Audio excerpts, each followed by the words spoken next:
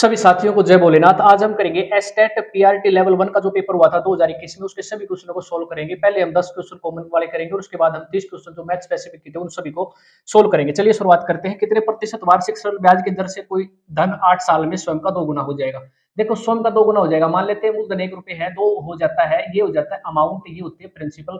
ये मिश्र धन में से जब हम इसको प्रिंसिपल को माइनस करते हैं तो ब्याज बनता है आपका सिंपल इंटरेस्ट कितना आ जाएगा 1। तो आपको फार्मूला पता है, ब्याज 1 रुपए, ब्याज गुणा में 100 बटे में मूलधन 1 रुपए मान रखा है और समय कितना है 8 साल। तो यहाँ से 12 से ही 1/2% रेट ऑफ इंटरेस्ट आ जाएगी। एक व्यक्ति 400 आम के क्रय मूल्य पर 320 आम बेच देता है तो उसका लाभ प्रतिशत बताना। देखो, इसका मतलब ये होता है 400 आम का कॉस्ट प्राइस 320 आमों के सेलिंग प्राइस के बराबर है। यहां से आप क्वेश्चन निकाल सकते हो इस तरीके से। ये हो जाएगा 320 बटे में 400 और इसको काटेंगे तो 8 चौका 32, 8 5 40। 4 रुपए की चीज 5 में बेची है तो 1 रुपए का प्रॉफिट कितने पर? 4 पर। तो कितने परसेंट है? गुणा में 100 कर देना, हो जाएगा 25% आंसर आ जाएगा। ये किसी कार्य को 24 दिन में कर सकता है, ये कर सकता है 24 दिन में। एफिशिएंसी दे रखी है ए और बी की। ए की कार्य क्षमता, बी की कार्य क्षमता ए की कार्य क्षमता से 60% अधिक है। ये काम करता है 100 तो ये कर देता है 160 एक दिन में। तो इसको रेशियो में ले लेते हैं, 2 5 10, 2 8 16। इसका मतलब क्या है, एक दिन में 5 टेबल बनाता है ए और बी बनाता है एक दिन में 8 टेबल। ए 24 दिन में काम कंप्लीट कर देता है और एक दिन में ये बनाता है 5 टेबल। तो कुल कार्य कितना हो जाएगा? 24 गुना में 5। तो बताना है बी कितने दिन में करेगा। बी करेगा एक दिन में 8 टेबल बनाता है बी, तो ये टेबल कितने दिन में बना देगा? 8 या 24 और 5 थी 15, 15 दिन में बना देगा। यदि किसी वर्ग की लंबाई और चौड़ाई को 30% और 20% बढ़ा दिया जाए तो बनने वाले नए आयत का क्षेत्रफल वर्ग के क्षेत्रफल से कितने परसेंट ज्यादा होगा? देखो, आप इस तरीके से कर सकते हो इस सवाल को। 30 प्लस 20 प्लस 30 गुणा में 20 बटे में 100। डायरेक्ट आंसर आ जाएगा 30 और 20 50 और 3 दूनी 6, कितना हो जाएगा? 56%। यदि एक वृत्त का क्षेत्रफल ए दे रखा है, त्रिज्या आर दे रखी है, परिधि सी दे रखी है तो निम्न में से कौन सा सत्य होगा? यहाँ से आपको सारी चीजें गिवन है, बस उसको कंपेयर करके देखना है। ये दे रखा है वृत्त का क्षेत्रफल क्या होता है? वृत्त का जो एरिया होता है वो होता है पाई आर स्क्वायर, ठीक है। और इसका जो परिधि दे रखी है, परिधि होती है इसकी सरकमफ्रेंस, मान लेते हैं 2 पाई आर है, ठीक है। इसको हम क्या करते हैं, कंपेयर करते हैं। पाई से पाई कैंसिल हो जाएगा, यहाँ से आर क्या दे रखी है, आर स्क्वायर हो जाएगा। आर से यहाँ पर देखो, आर स्क्वायर को हम कैसे लिख सकते हैं? आर इंटू आर लिख सकते हैं, आर इंटू आर। आर से ही आर कैंसिल हो जाएगी तो ये क्या बन जाएगा? 2a is equal to C R. Option number 1 देखो, R C is equal to R C is equal to 2a, ये आंसर बन जाएगा। इस क्वेश्चन में एचसीएफ निकालना है। जब भी आपका फ्रैक्शन में एचसीएफ पूछता है तो ऊपर ये होता है अंश, ये होता है हर। अंश का निकालेंगे एचसीएफ और हर का निकाल देंगे एलसीएम। तो 5 10 और 25 का एचसीएफ कितना आ जाएगा? 5 और एलसीएम कितना आ जाएगा इसका? 36। यही आंसर बन जाएगा, ठीक है। एलसीएम आपको निकालना आता है, एचसीएफ भी। एचसीएफ निकालते हैं, बड़ी संख्या को छोटी से डिवाइड करते रहेंगे तब तक जीरो ना आ जाए, इस तरीके से। अगला क्वेश्चन दे रखा है, इसको सोल्व करते हैं। देखो, सबसे पहले हम पीछे से सोल्व करेंगे। 169 का नोट कितना होता है, ये करेंगे तो 13, 13 में जोड़ देंगे 36, तो जोड़ दिया, इसमें कितना हो जाएगा? 6 और 3 ये हो जाएगा 49, 49 का रूट करेंगे तो ये किसके बराबर? 7 के। तो 30 18 में क्या करेंगे? 7 जोड़ देंगे, बन जाएगा 5 2 0 3 और 3025 किसका अंडर करेंगे तो कितना आ जाएगा? 55। तो ये आंसर बन जाएगा 55। किसी गोले का पृष्ठीय क्षेत्रफल 616 वर्ग सेंटीमीटर है तो उसकी त्रिज्या ज्ञात करनी है। ये कोई दे रखा है गोला, और इस गोले का जो पृष्ठीय क्षेत्रफल होता है वो होता है 4 पाई आर स्क्वायर, जो कि दे रखा है 616। यहाँ से 4 गुणा में 22/7, आर हमें निकालनी है, त्रिज्या क्या होगी? R square is equal to 616। तो आर स्क्वायर किसके बराबर हो जाएगा? 616 गुणा में 7/22 और गुणा में ऊपर आ जाएगा ये 4 नीचे आ जाएगा, इस तरीके से। 22 चौका 88, 88 से ये सीधा कितने पर जाएगा? 7 पर जाएगा, 7 7 49। तो आर स्क्वायर क्या हो जाएगा? 49। दोनों तरफ क्या कर देंगे? अनरूट कर देंगे, तो आर किसकी वैल्यू आ जाएगी? 7। ये 12 वाला क्वेश्चन दे रखा है 0.7 के ऊपर 12। देखो, 0.7 के ऊपर 12 का मतलब होता है 0 + 7, जिसके ऊपर 12 उसके लिए 9 लिखेंगे, तो यहाँ से क्या आ जाएगा? 7/9। इसी प्रकार सभी को सोल्व कर लेंगे। ये हो जाएगा 7/9 प्लस ये बनेगा 6/9 और ये हो जाएगा -5/9। एलसीएम ले लेना, 9 ये हो जाएगा 7 + 6 - 5, 7 और 6 13 में से 5 गया, 8/9। ये आंसर बन जाएगा। गुणनफल में इकाई अंक बताना है। जब भी आपको इकाई अंक ज्ञात करना होता है, आप इकाई अंक को ही मल्टीप्लाई करेंगे। यहाँ पर देखेंगे 15 16 दे रखा है, 15 गुणा 16, और इसमें इकाई अंक 5 और 6 गुणा करेंगे तो 5 6 30, जीरो आ जाएगा। और किसी भी संख्या को 0 से गुणा करेंगे तो 0, तो इसका इकाई अंक भी क्या हो जाएगा? 0 हो जाएगा। एक रेलगाड़ी 700 मीटर लंबी है, 72 किलोमीटर प्रति घंटा की रफ्तार से चल रही है। यदि एक गुफा को 1 मिनट में पार करते हो तो गुफा की लंबाई बताओ। गुफा की लंबाई मीटर में दे रखी है, रेलगाड़ी भी मीटर में है और चाल दे रखी है 72 किलोमीटर प्रति घंटा। इसको पहले क्या करेंगे? 72 को क्या करेंगे 5/18 से गुणा कर लेंगे। मीटर पर सेकंड में चाल गुणा में समय लेती है 1 मिनट, तो यहाँ ध्यान रखना 1 मिनट को क्या लिखेंगे 60 सेकंड लिखेंगे। तो यहाँ से दूरी आ जाएगी, कुल दूरी 18 चौक 72, 4 5 20 और ये आ जाएगा 1200।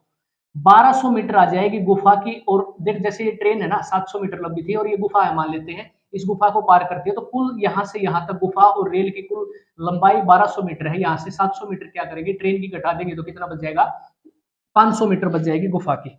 ये आंसर हो जाएगा। इस क्वेश्चन में x की वैल्यू बतानी है तो बेस बराबर करेंगे पहले, तो यहाँ तक इसको लिख सकते हैं 2 की पावर 3 और इसकी पावर x माइनस 4, तो ये मल्टीप्लाई हो जाएगा, ये बन जाएगा 2 की पावर 3x माइनस 3 जो कि 12 और ऊपर है आपका 1, ये हो जाएगा 2 की पावर 2x माइनस 3। अब इसको क्या करेंगे बटे में है ना, इसको रिवर्स करेंगे तो पावर माइनस में हो जाएगी। कैसे 2 की power 2x minus 3 is equal to 2 की पावर जो दे रखी है ना या माइनस में हो जाएगी -3x और माइनस का 12। इसको सोल्व करेंगे तो ये बन जाएगा 2 की power 2x minus 3 is equal to 2 की पावर -3x प्लस का 12।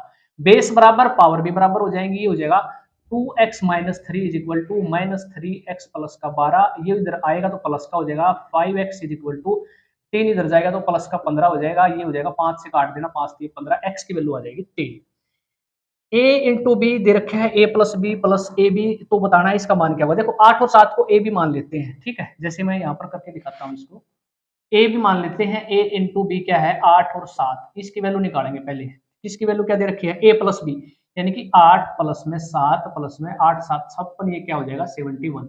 इसी प्रकार इसको मानेंगे 5 और 6 को ए बी 5 और 6, 5 प्लस 6 प्लस 5 का 30, ये कितना बन जाएगा 41, और इसका डिफरेंस बताना है, इसका डिफरेंस कितना आ जाएगा 30, ये आंसर बन जाएगा।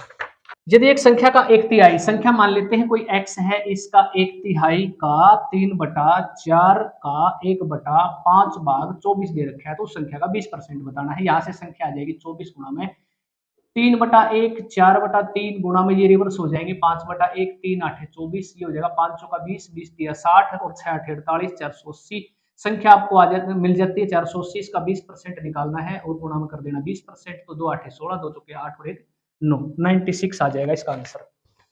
एक संख्या के 8 की पावर 10 9 की पावर 7, इसका मतलब क्या बताना है prime factor of the given number, इसके अभाज्य गुणनखंडों की संख्या बतानी है। देखो कैसे ज्ञात कर सकते हैं।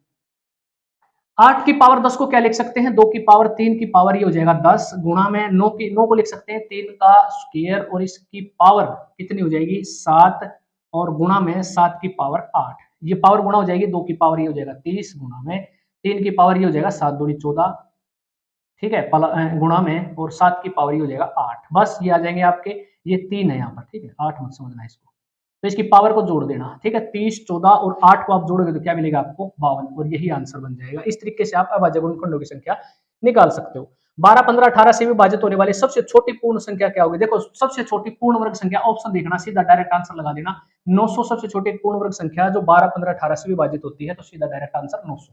12 square plus 12 square plus 13 square 20 square, इसका योग बताना है आपको, फार्मूला याद होना चाहिए, और ये फार्मूला लगातार संख्याओं का होता है n into n plus 1 into 2n plus 1 upon 6। 1 से लेकर 20 तक निकालेंगे, संख्याएं कितनी है 20, तो यहाँ रख देंगे 20 गुणा में, यहाँ 20 रखेंगे तो 20 और 1 कितना हो जाएगा 21 गुणा में 20 दूनी 40 और 1 कितना हो जाएगा 41 बटे में 6, यहाँ से काट देंगे 3 दूनी 6 3 7 21, 2 से काटेंगे ये 10, इसको अगर आप मल्टीप्लाई करते हो तो 2870 आ जाएगा 2870, यानी कि 1 square plus 2 square plus 3 square से लेकर 20 स्क्वायर तक की संख्याओं का कुल योग आ जाता है इतना। अब क्या करेंगे 1 से लेकर 10 तक, यानी कि 1 स्क्वायर प्लस 2 स्क्वायर प्लस इस तरीके से करते हुए 10 स्क्वायर तक का योग निकाल देंगे और इसमें से घटा देंगे, आंसर आ जाएगा। संख्या कितनी है 10, तो यहाँ रखेंगे 10 गुणा में 10 और 1 11 गुणा में 10 दूनी 20 और 1 21 बटे में 6, 2 5 10 2 3 6 3 7 21, आंसर आएगा 385। तो यहाँ से 385 माइनस कर देंगे तो डायरेक्ट कितना आंसर आ जाएगा 2485 आ जाएगा, 2485 आंसर होगा इस क्वेश्चन का। निम्नलिखित जोड़ों में से कौन सा युग्म सहअभाज्य संख्या है। पेयर ऑफ को प्राइम नंबर, को प्राइम नंबर क्या होता है, इसके लिए एक नियम होता है छोटा सा, वो क्या है देखो, किसी एक नंबर से दोनों नहीं कटने चाहिए। देखो 7 और 9 दे रखे, 7 और 49 दे रखे, ये 7 से भी डिवाइड है और ये 7 से भी, 7 और 7 49, इसका मतलब ये नहीं हो सकता, ठीक है, अभाज्य संख्या नहीं है।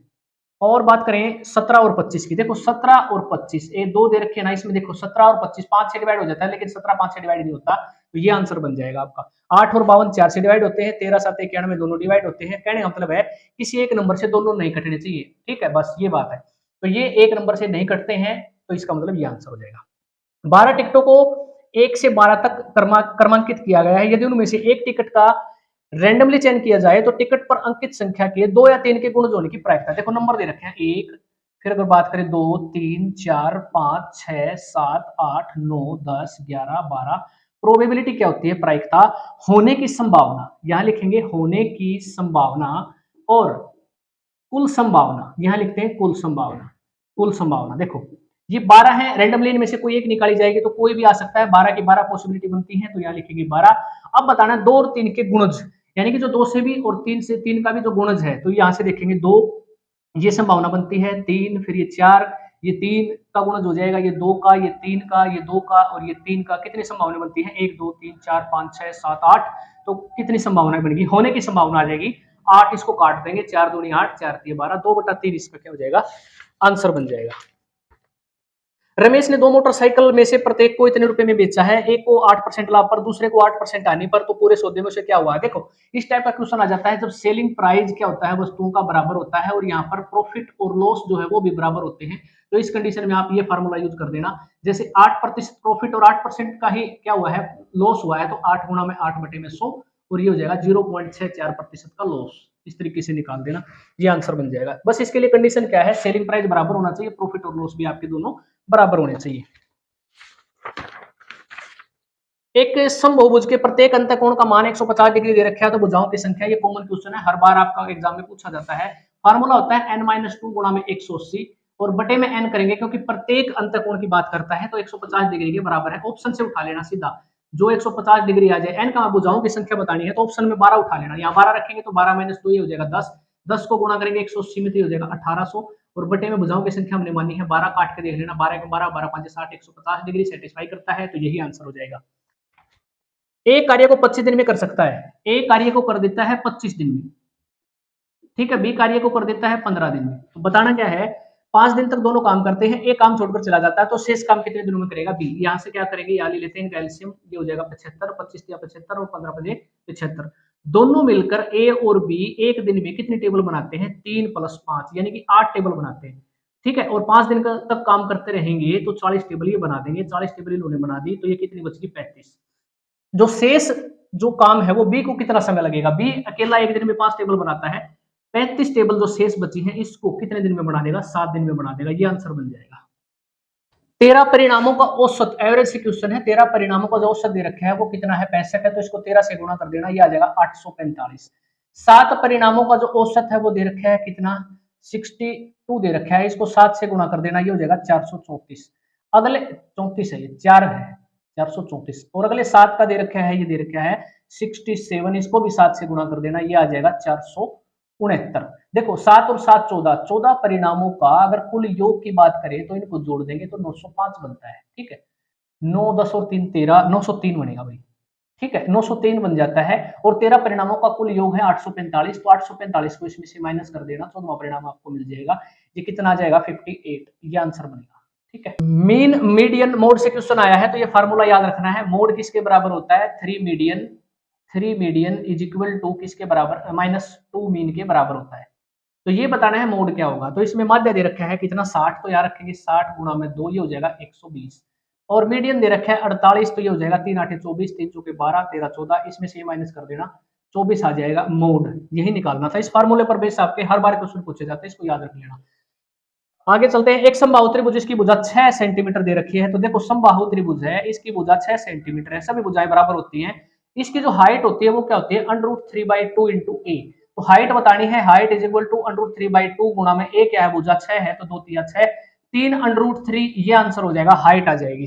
यहां से भी क्वेश्चन पूछा जाता है, इंजीनियर के अक्षरों में कितने शब्द बनाए जा सकते हैं, इंजीनियर में कुल शब्द कितने हैं 8, तो यहां लिख देना 8 फैक्टोरियल। रिपीट हुए कितने हैं, यहाँ पर ये 3 बार रिपीट हुआ, तो इसको लिखेंगे 3 फैक्टोरियल, जो रिपीट होते हैं उसको यहाँ नीचे लिखते चलेंगे, और n 2 बार रिपीट हुआ तो इसको लिखेंगे 2 फैक्टोरियल। इसको सोल्व करते हैं, देखो यहाँ 3 दे रखे हैं ना, इस 3 तक रिड्यूस करेंगे इसको, 8 7 6 5 4, और ये हो जाएगा 3 फैक्टोरियल, और बटे में ये हो जाएगा 3 फैक्टोरियल इंटू 2 फैक्टोरियल को 2 इंटू 1 लिख सकते हैं, इससे ये कैंसिल हो जाएगा, 2 से काटेंगे 2 3 6, इसको मल्टीप्लाई कर देना, आंसर कितना आ जाएगा 3360।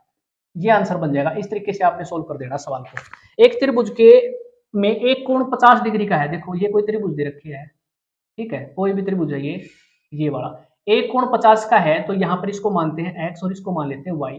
आपको पता है x y प्लस 50 तीनों कोणों का योग 180 होता है, x प्लस वाई कितना बन जाएगा 130। तो x और माइनस वाई दे रखा है कितना, ये दे रखा है 30 डिग्री। तो छोटा कोण बताना है, छोटा कोण इसमें कौन सा होगा y होगा, क्योंकि बड़े में से छोटा माइनस हुआ है, तो y की वैल्यू कैसे निकालते हैं, इसमें से ये माइनस करेंगे, 130 में से 30 माइनस करेंगे और उसका आधा कर देंगे, तो कितना आंसर आ जाएगा 50 डिग्री, ये बन जाएगा। ये वो 3/5 भाग महिलाएं हैं और शेष पुरुष है। यदि महिलाओं का 2/9 भाग, इसको कैसे निकालेंगे, देखो 3/5 भाग है कुल कर्मचारियों का और महिलाओं का 2/9 भाग, तो हम कुल संख्या जो मानेंगे ना वो 100 नहीं मानेंगे, यहाँ पर अंश और हर, अंश ये होता है, अंश ये हर, तो 5 निमा 45, तो कुल 450 मान लेंगे पुरुष और महिलाएं, तो फीमेल और मेल। तो यहाँ से हम ज्ञात करते हैं यदि महिलाओं का 2/9 भाग, तो महिलाएं कितनी है पहले तो ये देखेंगे, 3/5 भाग महिलाएं हैं, तो 450 का 3/5, 5 निमा 45, 270 फीमेल हैं, और 450 में से 270 माइनस करेंगे तो 180 आ जाएगा, ठीक है, ये हो जाएंगे मेल पुरुष।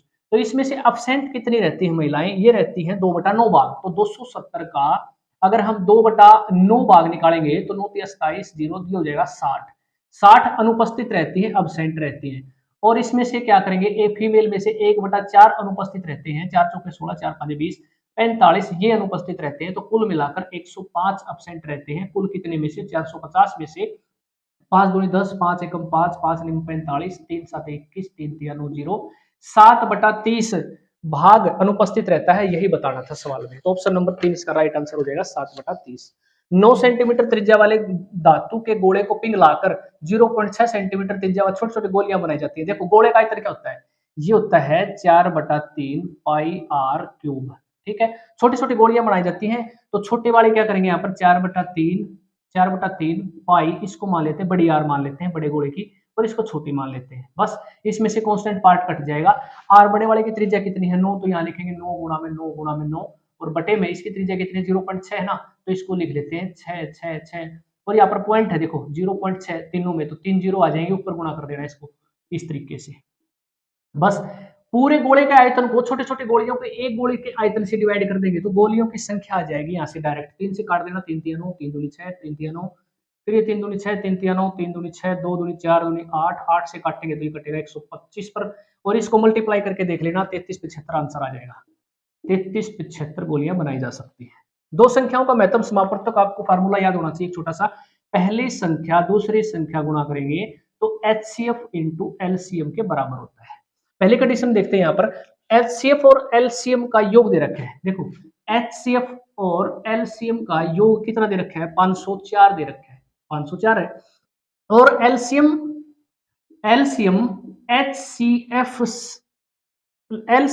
HCF का 55 गुणा है, ये 55 गुणा है, तो इसको 55 गुणा कर देना, ये 55 गुणा हो जाएगा, तो यहां से L की वैल्यू आ जाएगी क्या 55H, तो यहां रख देंगे इसमें 55H, ये कितना बनेगा L की वैल्यू इसमें रख देंगे यहाँ पर H plus 55H is equal to 504, ये हो जाएगा 56H HCF is equal to 504, H की वैल्यू कितनी आ जाएगी, इसको 56 9 से काट देना, तो ये आ जाएगा 9, HCF आपका कितना आ जाएगा 9 आ जाएगा, और LCM कितना हो जाएगा यहां से निकाल सकते हैं, इसमें दे रखा था LCM और HCF 504 है, HCF एक संख्या दे रखी थी इसमें 99, यहाँ लिख लेते हैं एक संख्या 99 है, दूसरी हमने बतानी है, और यहाँ से LCM हम कैसे निकाल सकते हैं, यहाँ से पता चल जाएगा, ये हो जाएगा आपका LCM किसके बराबर है, देखो LCM दे रखा है 55H के बराबर, तो H कितना है 9 है, तो यहाँ से क्या हो जाएगा 55 गुणा में हाईएस्ट कॉमन फैक्टर कितना है 9, बस इसको गुणा करके नहीं देखना, यहाँ चीज लिख देंगे LCM कितना आया है 55 गुणा में 9, यहाँ से काट देना, 9 से ही कट जाएगा 11 पर, 11 से 11 5 55 5 9 45, तो दूसरी संख्या कितनी आ जाएगी 45। इस तरीके से कर सकते हैं, मेन फार्मूला है, इसको याद रख देना। एक थैली में 2 रुपए 1 रुपए 50 पैसे के सिक्कों की संख्या दे रखी है, कुल धन दे रखा है। सबसे पहले हम क्या करेंगे, इस तरीके के क्वेश्चन में पैसे दे रखे हैं ना, तो इसको पैसे में कन्वर्ट कर लेंगे, 1590 है तो इसको पैसे बना लेंगे, 1590 00 ये हो जाएगा पैसे, कुल पैसे 2 रुपए के हैं तो 200 पैसे हो जाएंगे, 1 रुपया 100 पैसे, और 50 पैसे के सिक्कों की संख्या दे रखी है 6 7 और कितनी 15, मल्टीप्लाई कर देंगे, ये हो जाएगा 1200 सिक्के, कुल पैसे 7 से 700 पैसे प्लस 15 75, और इनका कुल जो योग हो जाएगा वो हो जाएगा 2650 पैसे। 2650 पैसे किसके बराबर है? 2650 किसके बराबर है? कुल 15,9,000 एक यूनिट किसके बराबर हो जाएगी? 2650। निकालना क्या है हमें? 1 रुपए के सिक्कों की संख्या। 1 रुपए के सिक्के कितने हैं? 7 हैं। तो यहाँ से 7 यूनिट की वैल्यू करेंगे गुणा में 7 और इस तरीके से इसको सोल्व कर लेते हैं। ये आ जाएगा आंसर आपका 2420। ये आ जाएगी सिक्कों की संख्या 1 रुपए की। इसको काट के देख लेना, 420 आ जाएगा। 3 साल पहले रमेश और सुरेश की आयु का योग 5,9 था। 5 और 9 था 3 साल पहले, और 5 साल के बाद 3 और 5 हो जाएगा 5 साल के बाद। 3 साल पहले और 5 साल के बाद टोटल 8 वर्ष का डिफरेंस है। अब मैं क्या करूंगा, इसको बराबर बराबर करेंगे इस डिस्टेंस को। देखो 9 में से 5 गया 4, 5 में से 3 गया 2, बराबर नहीं है। इसको बराबर कैसे करते हैं? इसका डिफरेंस ले लेंगे 4, इसका डिफरेंस ले लेंगे 2, इसमें गुणा कर देंगे। 2 5 10 और 2 निमा 18, और 4 को इसमें कर देंगे, 4 3 12 और 4 5 20। ये आ जाएगा, ठीक है। और यहाँ से आपको पता चलेगा उम्र कितनी बढ़ जाती है? 18 से 20 हो जाती है 2, यहाँ से भी 2, तो 2 यूनिट की वैल्यू कितनी आई है? ये आई है 8 वर्ष के बराबर। तो 1 यूनिट की वैल्यू 2 चौके 8, इसमें गुणा कर देना, 4 दूनी 8, 80 वर्ष आ जाएगा। लेकिन ये 5 साल पहले है। अब की बात करेंगे ना तो 5 साल इसमें से माइनस कर देना, 75 साल का आ जाएगा सुरेश। और यही पूछ रखा है, सुरेश की वर्तमान आयु 75 वर्ष आ जाएगी। x plus 1/x is equal to 4 दे रखा है, तो x4 प्लस 1/x4 क्या होगा? तो ये सवाल करना है तो इसको ट्रिक से कर सकते हैं। कैसे ज्ञात करेंगे? देखो x प्लस 1/x अगर दे रखा है 4 के बराबर, तो बताना है x4 प्लस 1/x की पावर 4 क्या होगा। देखो 4 का स्क्वायर करेंगे, 4 चौके 16, इसमें से 2 माइनस करेंगे 14, फिर इसका स्क्वायर कर देना, इसमें से -2 कर देना, तो फिर आंसर आ जाएगा 196 में से 2 गया 194। इस तरीके से सोल्व होगा सवाल। 4 अंकों की सबसे बड़ी संख्या जो 15, 25, 40 और 75 से विभाजित हो, ऑप्शन में से डिवाइड करके देख लेना। 96 एक संख्या जो इन सभी से विभाजित होगी, यही आंसर हो जाएगा।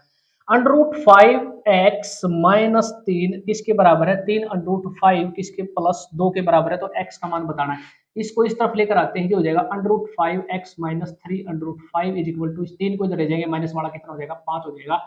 इसमें से √5 कॉमन ले लेते हैं, तो बचेगा x minus 3 is equal to 5। यहाँ से हो जाएगा x minus 3 is equal to 5 बटे √3।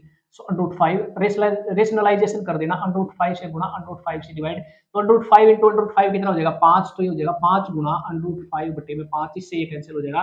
तो ये बन जाएगा x इज इक्वल टू, ये प्लस का बन जाएगा इधर जाके, √5 प्लस में 3, यही आंसर हो जाएगा। ऑप्शन नंबर 1 इसका राइट आंसर हो जाएगा, ठीक है। एक छात्र ने एक परीक्षा में 65% अंक प्राप्त किए हैं और 5 विषयों में प्राप्त किए हैं।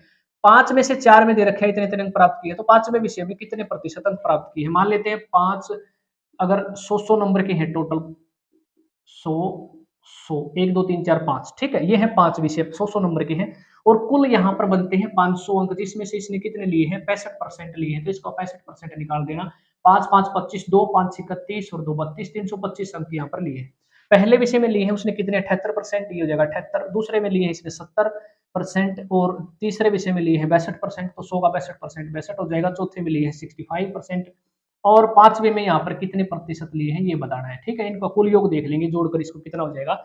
इनका योग बन जाएगा 275, ठीक है। 275 अंक 4 विषयों में लिए हैं, तो 275 को इसमें से माइनस कर देना। 0 12 में से 7 गया 5, तो 50 अंक किसने लिए हैं इसमें? तो यहाँ पर कितने प्रतिशत है? 100 का 50, ये 50% है। ये आंसर बन जाएगा 50%। 5 बच्चे तो प्रत्येक 4 वर्ष के अंतराल पर पैदा होते हैं। ध्यान से समझना ट्रिक क्वेश्चन की क्या है। देखो 5 बच्चे तो प्रत्येक 4 वर्ष के अंतराल में पैदा होते हैं कि आयु का योग दे रखा है 55। देखो 5 बच्चे हैं और 55 आयु का योग है, इससे डिवाइड कर देना। बीच वाले बच्चे की आयु आ जाएगी 11, यानी एक बच्चा, दूसरा, तीसरा, चौथा और 5वां, इस बच्चे की जो आयु है बीच वाले की 11 वर्ष है। हर बच्चे की आयु में 4 साल का डिफरेंस है, तो 4 साल के बाद कितना हो जाएगा? 15, और ये हो जाएगा 5वां बच्चा 4 साल के बाद 19 वर्ष का। और यही पूछ रखा है सवाल में, सबसे बड़े बच्चे की आयु क्या है? 19 वर्ष। ये आंसर बन जाएगा। सबसे छोटा पूछता तो यहाँ पर क्या कर देते? इसमें से 8 माइनस कर देते, आ जाता 4, क्योंकि एक बार 4 माइनस करते तो इसकी आती, फिर इसकी 4 इसकी कर देते तो ये आ जाता। सबसे छोटे की आयु है 4 वर्ष। सभी क्वेश्चन कंप्लीट हो चुके हैं। किसी प्रकार का कोई डाउट है तो कमेंट में पूछ लेना, अदरवाइज कमेंट में जरूर लिख देना। जय भोलेनाथ।